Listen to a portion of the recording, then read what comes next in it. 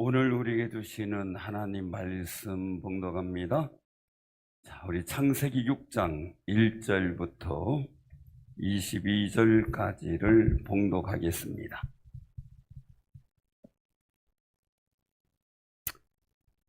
자, 교독합니다.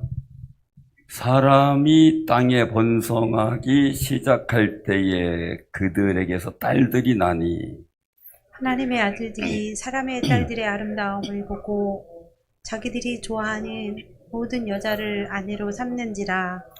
여호와께서 이르시되 나의 영이 영원히 사람과 함께하지 아니하리니 이는 그들이 육신이 됨이라. 그러나 그들의 날은 120년이 되리라 하시니라.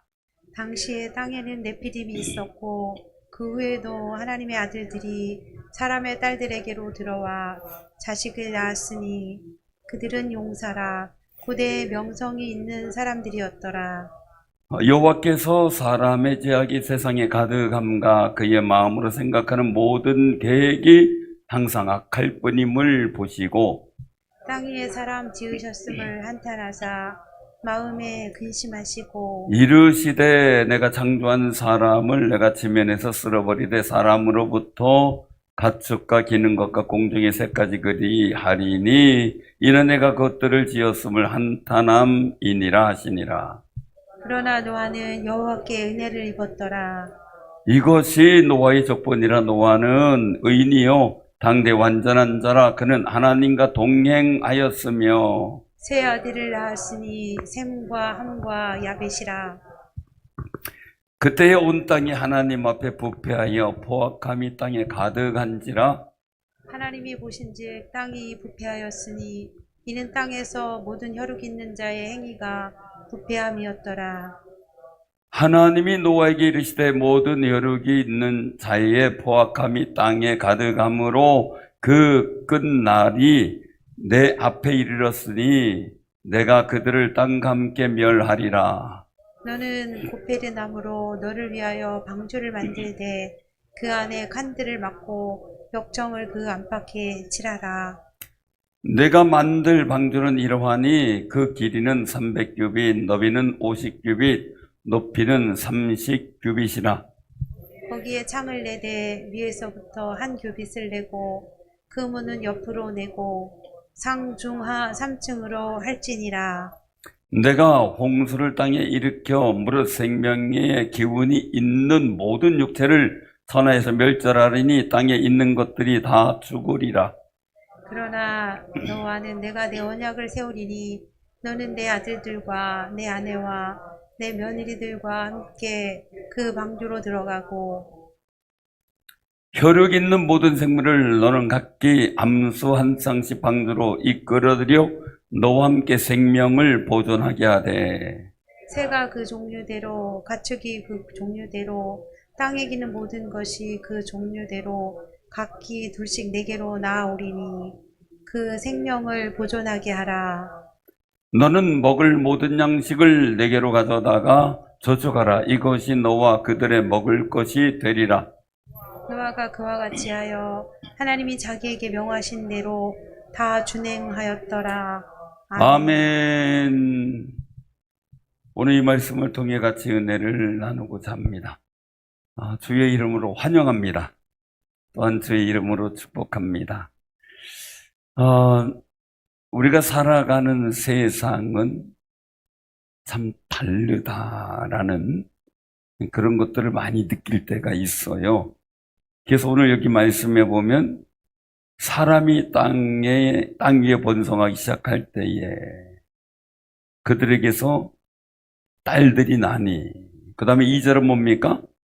하나님의 아들들이, 이거 나오죠. 사람의 딸이 있었고 하나님의 아들들이 있었다는 거예요.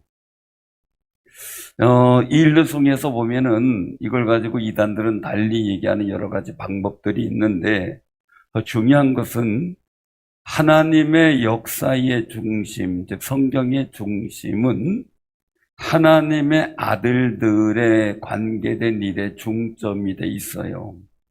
그러면 많은 분들은 얘기를 하죠. 성경에 이스라엘 역사만 나와 있는데 이미 예수님 시대 당시, 제자들의 당시 우리나라에 그 시대상이 있었잖아요. 이제 삼국시대, 통일신라시대 뭐 이런 여러 가지 관계들이 있어졌잖아요. 그러면 성경의 사람들은 거기만 기록되어 있지만 기록되지 않은 또 다른 사람들의 이야기가 있는 거죠. 그렇게 우리가 이해하시면 좋겠고요. 항상 하나님의 역사의 중심의 일들의 기록이 되어 있으니까 중요한 것은 하나님의 아들들과 사람의 딸들의 차이점이 뭘까라는 거예요. 뭘까? 오늘 여기서 말씀하시는 일들을 통해서 보면 우리가 나타나는데 그 3절에 보면 말씀하죠. 나의 영이 영원히 사람과 함께하지 아니하리니. 이 차이예요. 왜냐 아담과 하와를 만드신 그 일들 속에 흙으로 아담을 빚으시고 그 코에 생기를 불어넣으시면서 뭐가 돼요? 생명이 되는 거죠. 이건 사람이 다른 거예요. 그러니까 여러분들도 똑같은 사람이로되 하나님의 성령이 있는 사람과 하나님의 성령이 없는 사람과는 본질적으로 다르다는 거예요. 그래서 우리가 하나님의 영을 받은 사람이기에 예수를 나의 구주라 또한 하나님을 나의 아버지라 고백할 수 있다고 성경 로마서에서 말씀하잖아요. 그러니까 우리가 이 아버지라는 말, 하나님 앞에 아버지라는 말, 이게 우리는 쉬운데 어려워요. 예수를 나의 구주라고 고백하는데 우리는 쉬워요. 안 믿는 사람이나 믿음이 없는 사람은 어려워요. 그러니 여러분들이 하나님을 아버지라 예수를 나의 구주라 고백하는 이게 습관적으로 정말 기쁘게 고백할 수 있다는 이 자체가 그냥 단순히 습관이 아니라 진정한 마음을 갖고 고백할 수 있는 귀한 삶이 되시길 바랍니다. 그리고 성령이 충만한 사람이 하나님 아버지라 예수를 나의 구주라 고백할 때의 그 무게감과 성령의 충만함이 없을 때 내가 예수를 나의 구주라 고백하는 그 무게감이 달라요. 제가 경험을 했기 때문에 알아요. 성령 충만했을 때 정말 나의 아버지라는 고백이 그렇게 소중하고 귀한 것인가를 다시 한번 깨달을 때가 있어요. 우리도 아빠 뭐 엄마 하지만 어느 날 갑자기 아버지 부를 때 엄마를 부를 때 가슴 뭉클할 때가 있잖아요. 그렇죠? 정말 성령의 충만한 일들 속에 우리가 살아가는 건 너무 중요하고요. 그럼 여기서 단적으로 난다면 하나님 아들은 하나님의 영이 있는 사람들이었고 사람의 딸들, 즉 사람의 자식들은 하나님의 영이 없는 사람이에요. 그러면 우리도 마찬가지로 예수 믿는 사람들로서 하나님의 영이 있는 성령이 거하는 임재한 귀한 사람들로서 우리가 하나님의 자녀로서 자부심이 있어야 되고요. 하나님의 영이 없는 사람들의 삶에 대해서는 우리가 하나님께 기도하지만 그들과 우리가 비교할 수 없는 관계가 하나님이 보는 방식과 판단하는 방식과 은혜 주시는 방법이 달라요. 그러니 여러분들은 이미 하나님의 영에 의해서 하나님의 사람으로 성령의 충만한 삶을 살아가고 있는데 이왕이면 내 힘으로 살지 말고 주의 힘으로 사는 귀한 삶이 되시길 바랍니다. 우린 내 힘으로 사는 게 아니에요. 주의 힘, 주님의 능력과 권세로 되는 거예요. 힘으로도 능으로도 안 돼요. 그러나 되는 게 뭐예요? 나의 신, 즉 하나님의 영으로 된다는 거죠. 그러니 성령을 받으면 너에게 성령이 임하시면 너희가 권능을 받고 아멘. 아멘. 옆에 분들하고 인사 나누세요. 까불지 말고 권능 받으세요. 하나님의 은혜를 받고 우리가 살아야지 내 힘으로 한다 그러다가 쌍코피 터져요. 그러니까 주의 힘과 주의 은혜로 살기를 소원하는 귀한 삶이 되시길 바랍니다. 그래서 오늘 이 말씀 속에서 우리가 기억할 것은 육신의 일들이 달라요. 우리 육신은 몇 년이에요? 120년. 이거예요, 120년. 근데 여러분들 어때요? 권기정 권사님, 120년 되려면 몇 년 남으셨어요?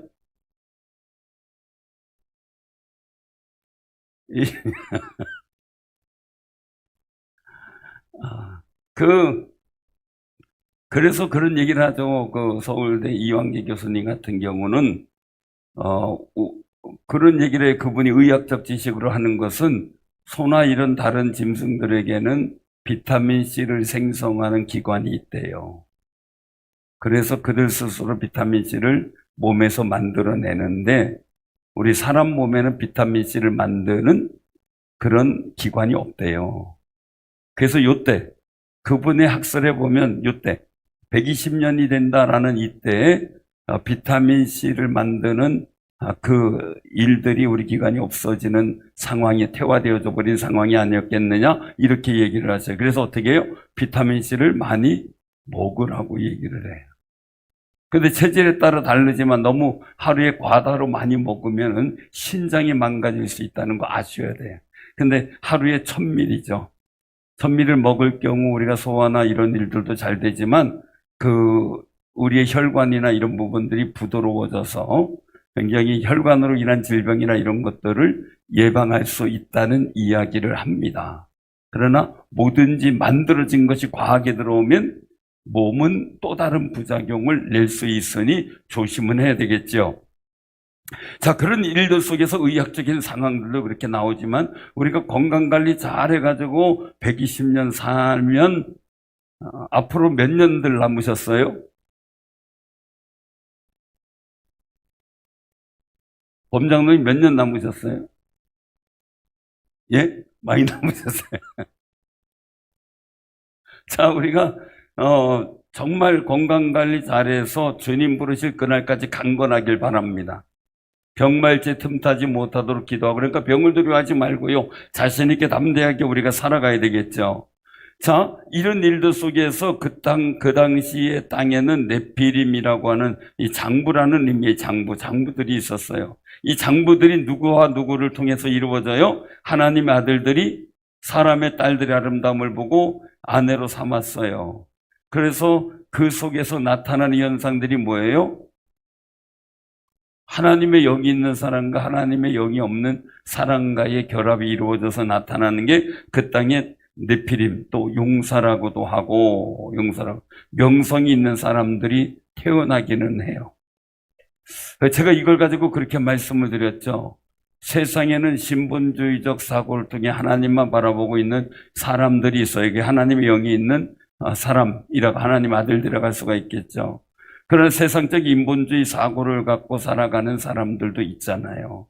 그런데 참 묘해요. 묘해. 이게 묘가 묘하냐면, 신본주의와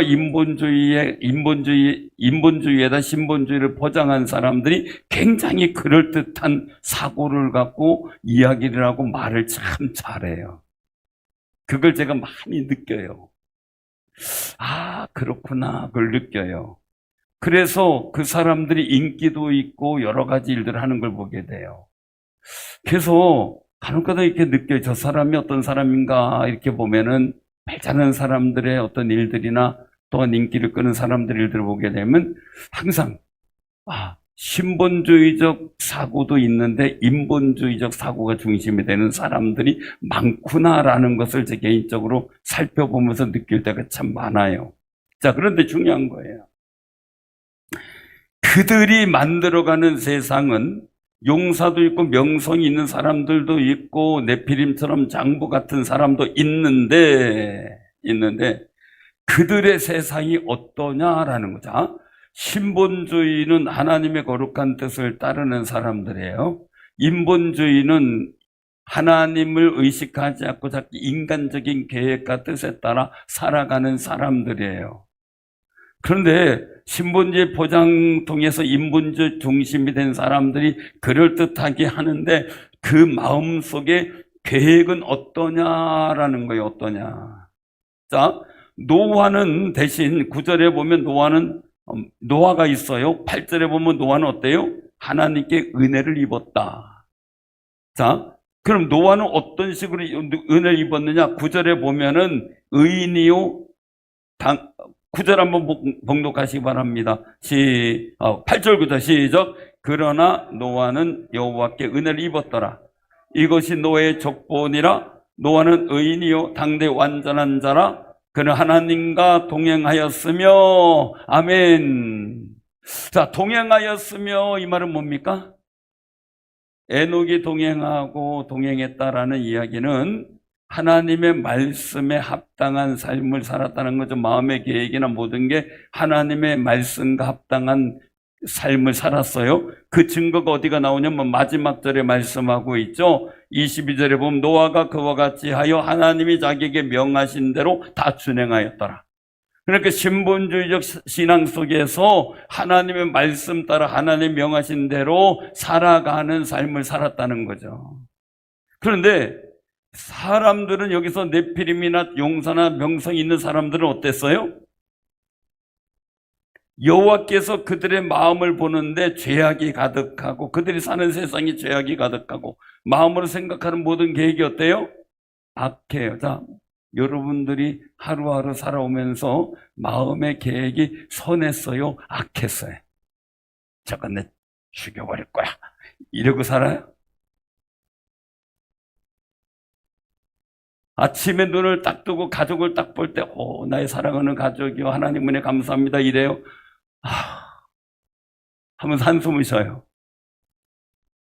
뭐, 얘기를 하죠. 뭐, 이렇게 뭐, 하여간 그런 얘기를 다 잃어버렸는데, 뭐, 90대인가 의도 터졌는데 왜 또 의도 터졌냐니까 눈 떴다고 의도 터졌다고 뭐. 뭐 그런 얘기도 있고 뭐 막 그랬는데 세상에나 그죠?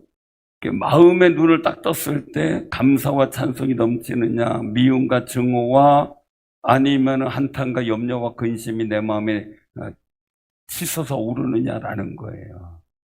여러분들이 눈이 떴을 때 행복한 마음이 들고 정말 하나님께서 주시는 찬양의 소리가 마음에 울려 퍼지고 감사와 거룩한 하나님의 은혜에 대한 감사와 즐거움이 넘치는 귀한 마음이 되시길 바랍니다. 눈을 딱 떴는데 오늘 하루 어떻게 살지 이러면 안 되는 거죠. 주여 오늘 하루도 복되게 살게 하옵소서. 아멘.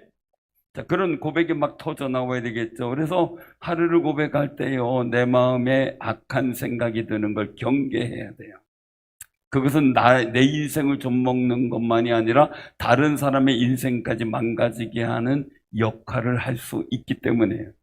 자, 여기 명성 있는 사람들, 인간적인 인기가 있는 사람들이 하는 생각들이 뭐예요? 다 계획이 악해. 그리고 우리나라의 지도자들 이런 사람들이 항상 계획이 악하지 않도록 기도해 줘야 돼요. 마음의 계획이 선하도록 하나님 앞에서 의롭도록 우리가 기도해 줘야 돼요. 이 악한 계획이 성행하고 악한 계획이 이루어지는 세상은 망하는 세상이에요. 왜? 오늘 말씀 속에 말씀하는 일들을 보게 되면 왜 하나님께서 이렇게 세상을 심판하실 수밖에 없을까? 자, 어떤 상황이에요? 지으심을 한탄하는 일들이 7절에 나오는데 그때에 하나님께서 이걸 지으신 것을 싹 쓸어버리겠다라고 이제 마음에 근심하는 일들이 6절에 나오죠. 한탄하고 근심하고 싹 쓸어버리겠다 7절에 결심해요. 왜 그랬느냐 그때 보면 11절이에요. 온 땅이 하나님 앞에 어떻게 해요? 부패고 포악함, 땅이 가득했다. 이 포악함 진짜 무인격인 사람들이 너무나 많아요. 제가 목사가 아니면 진짜 한번 패주고 싶을 때가 저도 있을 때가 있을까요? 없을까요? 저는 제가 등치가 별로 안 큰 줄 알았어요. 근데 명동에 한번 가봐서 명동에 야시장을 한번 간 적이 있어요. 거기 가서 행복했어요. 왜? 저는 외수한 쪽에 들어가더라고요. 외국인들이 너무 커가지고.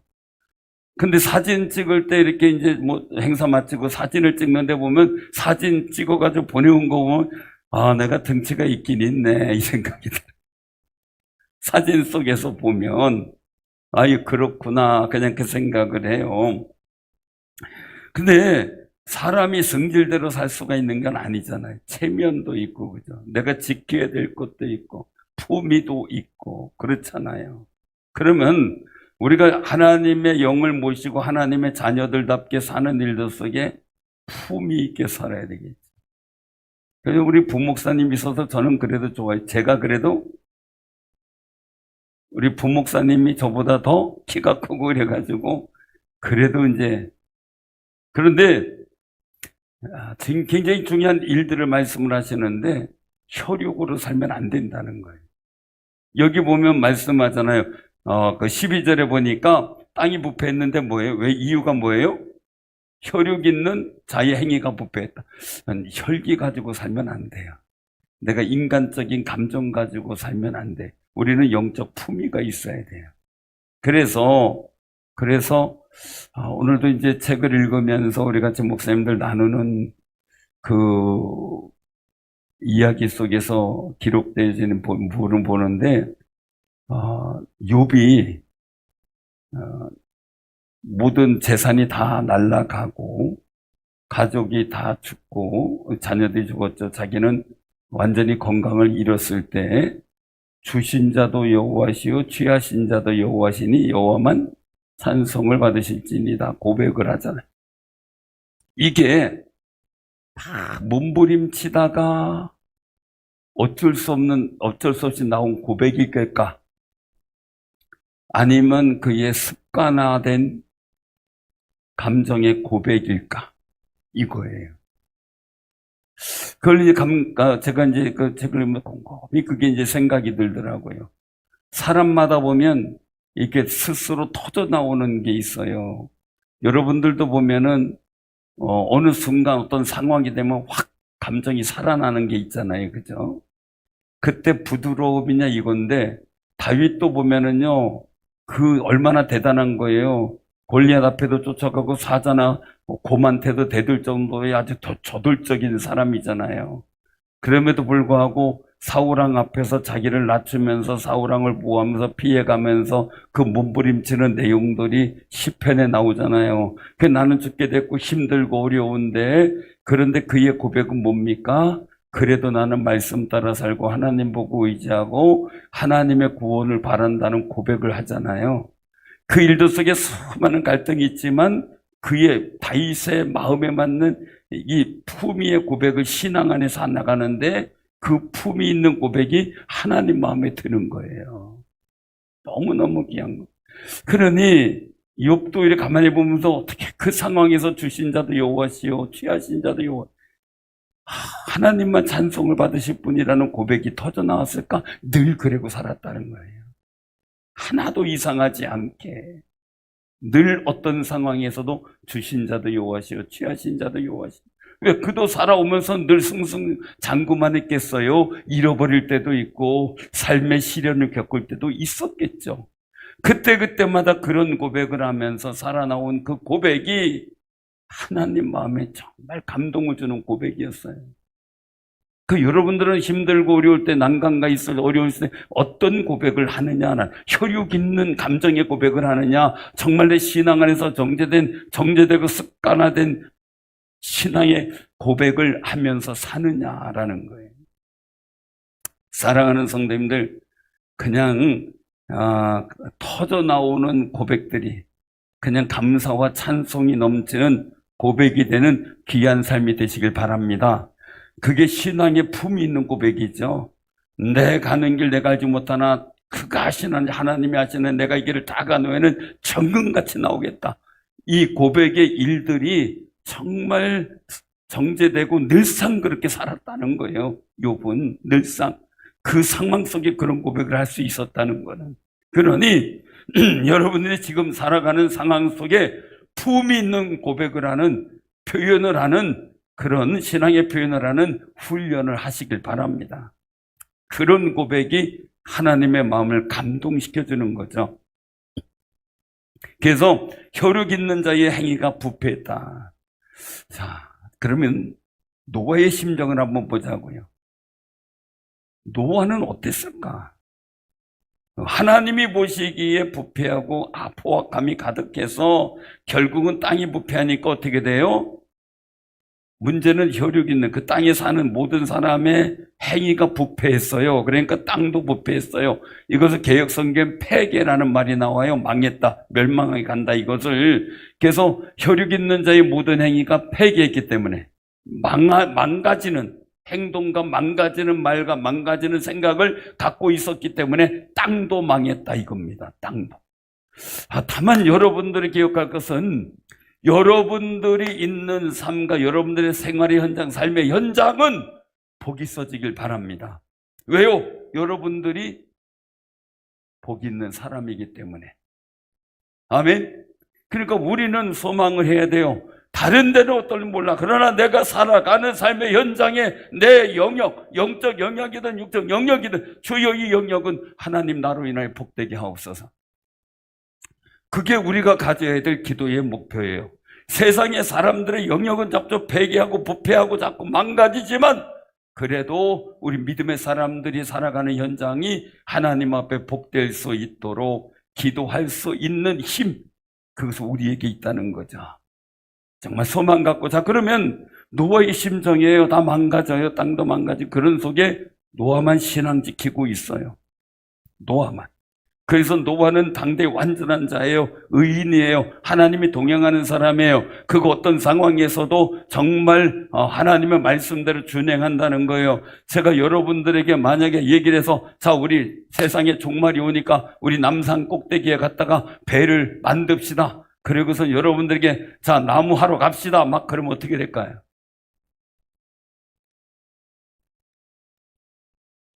어떻게 하실래요?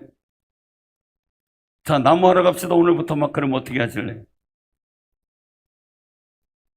일단 그럴 거예요. 목사님 일단 시의 허락을 받아야 돼요. 거기 점용권을 받아야 되고 거기 시설할 수 있는 허가를 받아야 되지 그냥 안 되는 거예요. 막 여러 가지 말들 많을 거예요. 그렇죠? 또 여러 가지 상황들이 됐겠죠. 근데 중요한 거는요. 노아는 안 그랬겠냐고요. 얼마나 많은 상황들이. 배는 어디다 만들어야 돼요? 배를 산에다 만들어요? 그런 것도 있구나. 배는 어디다 만들어요? 바닥 물가니 강가나, 그죠? 근데 첫째는 산에다 만든다는 건 어떤 사람이에요? 정신 나간 사람이죠?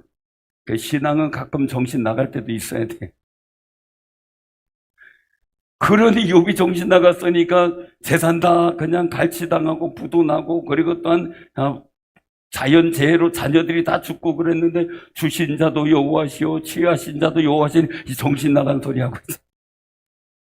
그런데 그 정신 나간 소리가 신본주의적 사고로 볼 때, 인본주의로 볼 때는 정신 나간 소리예요. 그러나 하나님은 신본주의로 볼 때는 신앙의 품격 있는 고백이에요. 그러니 세상에서 정신 나간 소리 들었다 그래도 여러분들 신앙의 품격을 지키며 사세요. 아멘? 그래서 아무리 그래도 말이에요. 자, 세상이 다 망가지고 있어요. 다 망가지고 있어요. 그런데 노아는 어떻게 할 것인가? 그래도 노아는 하나님께 은혜를 입었어요. 하나님과 동행을 해요. 세상이 변하는 거, 세상이 악해지는 거, 세상이 여러 가지 힘들어지는 거, 거기 여러분들 신경 쓰고 낙심하지 마시고 하나님의 은혜를 입기를 소원하세요. 주의 은혜의 자리에 서는 귀한 삶이 되시기를 바랍니다. 그리고 나는 하나님 말씀 따라 하나님과 동행하다 보면 나는 성경을 통해서 나온 속담, 우리가 늘 하는 말이 있죠. 하늘이 무너져도 솟아날 구멍은 있다. 사실 홍수의 그 심판 때는 하늘의 궁창이 다 쏟아졌다 그러니 하늘이 무너진 거잖아요. 그죠? 거기에 솟아날 구멍을 노아는 만들고 있었다는 거. 그러니까 이게 그냥 되는 게 아니에요. 저는 얘기하잖아요. 수면요법 누가 먼저 하셨다고요? 하나님이. 어떻게 아담을 잠들게 하시고 갈빗대를 쑥 빼내버렸어. 그냥 잠 안 자고 있을 때 갈빗대 뺐으면 어떻게 할 뻔했어. 그죠? 그 수면요법도 하나님이 먼저 하셨구나. 이 성경을 통해서 많은 것들을 발견해. 록펠러 같은 분은 성경을 통해서 이 중동에 역청이 많았다는 걸 알고 선교 사업에 뛰어들잖아요. 성경을 근거로. 그러니까 우리가 이런 일들 보면서 정말 세상에 변화된 악해지고 힘들어지는 것만 우리가 갖고 낙심하고 하는 게 아니라 나는 어떻게 여기서 하나님의 은혜를 받을까? 그리고 또 내가 어떻게 하면 하나님과 동행하는 삶을 살까를 고민할 때 여기에 노아가 은혜를 입어서 하나님께서 감동 주셔서 방주를 만들게 하죠. 그 거룩한 준비를 할 수 있는 지혜를 주거든요. 그 우리도요, 세상이 악해져도요, 무너져도요, 하나님께서 미리 미래를 준비할 수 있는 지혜를 주실 줄로 믿으시길 바랍니다. 그 거룩한 지혜를 우리가 받아야 되려면 하나님의 은혜를 입어야 되는 거예요. 그러니 노아처럼 우리가 세상이 어찌되든 상관없이요, 우린 기도하되 어쩔 수 없는 상황이 있잖아요. 그때 나는 하나님의 은혜를 입어야 돼요. 주님과 동행해야 돼요. 그 거룩한 삶을 이루어가는 믿음의 승리자들 다 되기를 주님의 이름으로 축원합니다. 아멘.